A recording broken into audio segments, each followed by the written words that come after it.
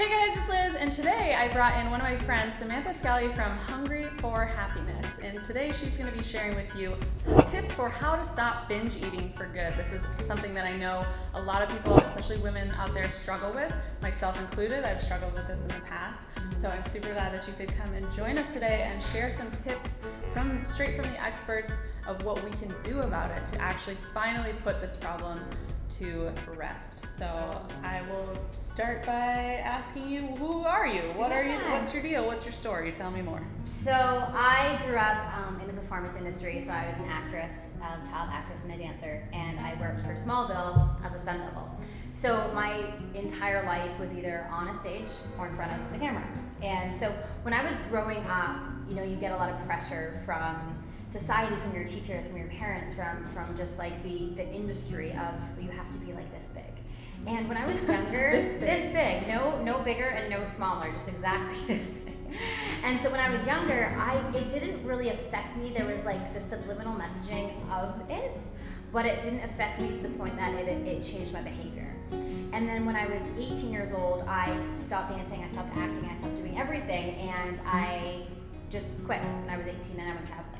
Wow. And so when I went traveling, I realized that in a moment, I'd completely lost my significance. So I was no longer the child actress and the stunt double and the dancer. And so I was desperately looking for significance in other ways. And unfortunately, I chose just dieting, trying to look good, trying to be skinny. Been there. Been there, done that. So I can remember this like it was yesterday. We went to Australia, me and my best friend Maria, and I was at Manly Beach. And I can remember being at Manly Beach. Wait, Tio, there's a beach in Australia called Manly Beach? Yeah. Like for real? For realsies. For realsies. I need to go It's there. just full of men all over the place. Manly Beach. I actually never thought about it as like manly. Yeah, that's funny. But it's called Manly Beach. I'll be booking my trip next week. Mm-hmm. Thank you. One-way ticket to Manly Beach. Anyway. So there I am on the beach after I went surfing. Well, not really surfing, just like, dicking around in the water. And I realized that I looked down at my stomach, and it was the first time that I could not see defined abs. And I'm like, this sucks. This is scary to me. I felt legitimately scared that my body was getting bigger. And so I heard about the cabbage soup diet. I don't know if you've heard of that. Have you heard of that? I have not. You That's just one I eat don't. so much cabbage soup until you're like blue in the face. What, is that an Australian thing? No, it's like a worldwide thing. It's like, cabbage soup diet. It's gross. So I went to the grocery store and I just bought so much cabbage. I got like 6 heads of cabbage, and the guy at the register was probably like, what is this guy doing? Why do you have so much cabbage? So I went home and I canned all this cabbage soup, and my plan was I'm just gonna eat this until I get my abs back. That was my plan. I thought it was genius. And that was the start of it all. That was the whole start of this whole diet depression. And so for the next 4 years, I was on over 50 diets in less than 4 years. Every single diet you could possibly think of. The Atkins diet, you name it, I'm there. And at the same time, I was a personal trainer, So I was in the fitness industry helping people get healthy while I, behind the scenes, was just the most unhealthy person. So it got to this breaking point where I was like, I'm gonna ruin my life if I keep doing this. The diet binge cycle that I was in, that's all I thought about. All I thought about was the next diet that I was going to do, the number on the scale, how many calories were in my next meal, where they were gonna end up in my body. It was obsessive. The second I woke up, I thought about it, and then the second I went to bed, it was the last thing that I think about. So as far as my mental bandwidth, I didn't really have much space to do anything else. And then I got to this breaking point. Well, I was taken to this breaking point, I guess. I thought it was my secret, right? We don't like to talk about these kind of things. There's a lot of shame and guilt that surround them. And my girlfriend was like, we all know what's going on. You need to come clean with us. And it was in that moment that I'm like, okay, this needs to stop. It's people are noticing now. And then it became embarrassing. So I just dedicated the next 3 years of my life to just repairing this relationship with myself and really learning what I was hungry for, how to connect into my body, which was super confronting because I was constantly running away from it. And after 3 years of this journey and just reconnecting and relearning how to love myself again, at the end of it, I just felt this ease and this liberation and this freedom. And and I just knew that it was my calling. I had to do this work. This was like my life's work. So then Hungry for Happiness was born months later. So I'm hearing that it took almost an intervention for you to hit that point. Yeah. Okay. Yeah. So what can people do who are out there who don't necessarily people don't know yet that you're having these behaviors of binge eating, secretly eating, because I know that's a big thing with this whole topic. What can those people do if they haven't yet? Like, nobody knows. I think the first thing is just really admitting it to yourself. Getting super clear and real with what is. That's the biggest thing. For me, I never looked at that. I just never wanted to admit it to myself. It's like, admitting you have a problem is the first step, right? And for me, it was like acceptance. That. Exactly. And being okay with the broken parts of it. And I think for me, I was making it a problem, and that was the problem. Where it's okay if it's okay that you're going through that. That's fine. We're all human. Don't make it an issue, but learn to accept it and learn what can I do to transform out of this and transcend through this. And just know that you're not stuck like that forever. Yeah. There was a time when I genuinely believed that I would fight food for my entire life. I would be in a fight with my body for my entire life. Like, I genuinely believed that. I deemed it as impossible to kind of get through it. So I think just accepting where you're at, and it's perfect and it's beautiful, and you might be in like the depths of it right now, and it might be so painful, and even like us having this conversation could potentially be bringing up a lot of emotion. Just know that all of that emotion is there for a reason, and there's a reason that you're going through it, and that's to learn and just to become a stronger, more powerful, more authentic version of who you are. And so having the courage of acceptance and admitting it. Okay, so and then what? Because I'm always like a steps, like action-oriented person. So do you have like a couple of tips that here are some action steps? So I fully accepted it. Yeah. I know I have a problem. Yeah. And then what? Then get curious about it. This is a beautiful step. Once you can accept it and you don't judge it, you can hop into curiosity and not worry that it means something, right? So once you're okay with it being there, okay, I have this binge eating disorder that I'm struggling with. Okay, cool. I'm accepting it. It is what it is. Now let's get curious about it. Why do I feel the need to use food to numb my emotion? Why is that? And just be the observer of that inner chaos. Be the observer of that stuff going on. What am I actually hungry for? It's a beautiful question to ask. So also being inquisitive and getting curious and just allowing your body just to tell you the answers. Just listen to your body for the answers. Are you lonely? Do you need excitement? Do you need adventure? Whatever it is different for every single person. But I think hopping into curiosity after admitting it, after accepting it, is a beautiful next step.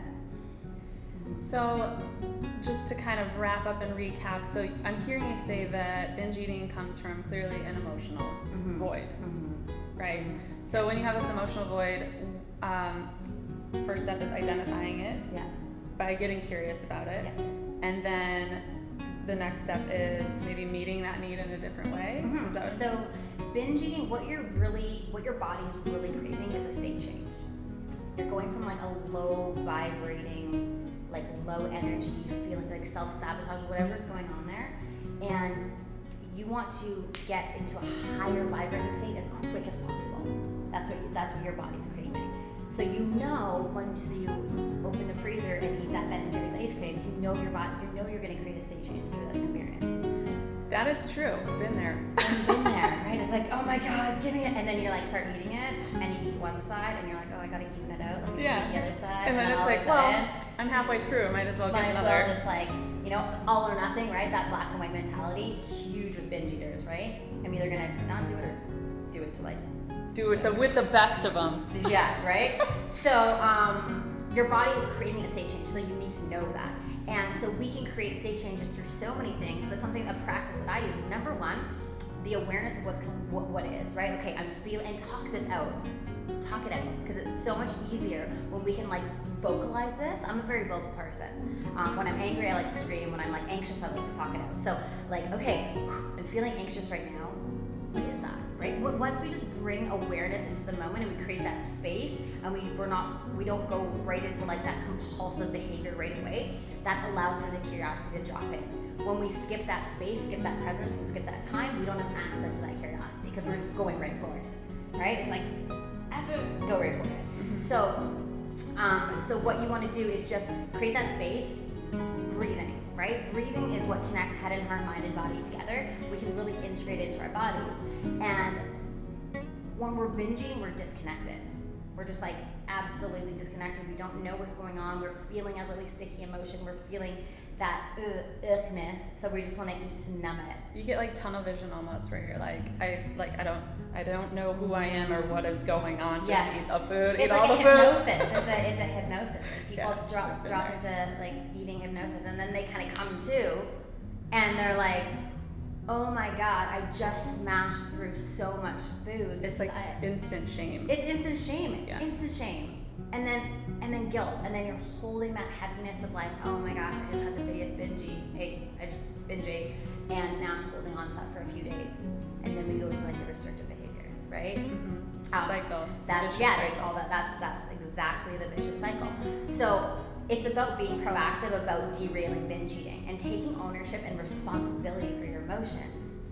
Responsibility for your emotions. So feeling that initial anxiety, tension, mental anguish, whatever that is, being with it, sitting in it, breathing through it, being okay with it, and then feeling like, okay, right, I'm good, this is all good, I can handle this pain that I'm feeling in my body is there for a reason, right? Emotion is just information. Emotion is information. So when we can be in our bodies and we can get curious, we learn so much. I love that. Emotion is information. Yeah. Gotta write that down. Write it down, girl. Write it down. But when we deny ourselves that ability to learn, we're denying a growing opportunity. When we stuff it down with food, it's like, hey, pain in your body that's really just trying to help you. Like, I don't want you, and I don't want to feel you. See you later. And then we just power through. And what we resist persists. So that pain that you just stuffed down with Ben & Jerry's is going to come up in 3 days' time, a week time, 5 years' time, but it's going to come up. We've got to process the emotion to release it. And for a lot of people, they just have not yet cultivated the courage to do that. Very insightful, very helpful, very useful. For me to hear it broken down like that, what we resist persists. You had some gold nuggets of info in there. I gotta write those things down because that's super, super useful. So I guess we'll wrap up with this last question of where can they find more? If this is something that is speaking to you, you're almost like, oh, she's telling my story right here. Where can they find more? And because from what I understand about Hungry for Happiness, you guys create support groups for women to do this together and to have that support and that accountability. So where can they find more? Sure, absolutely.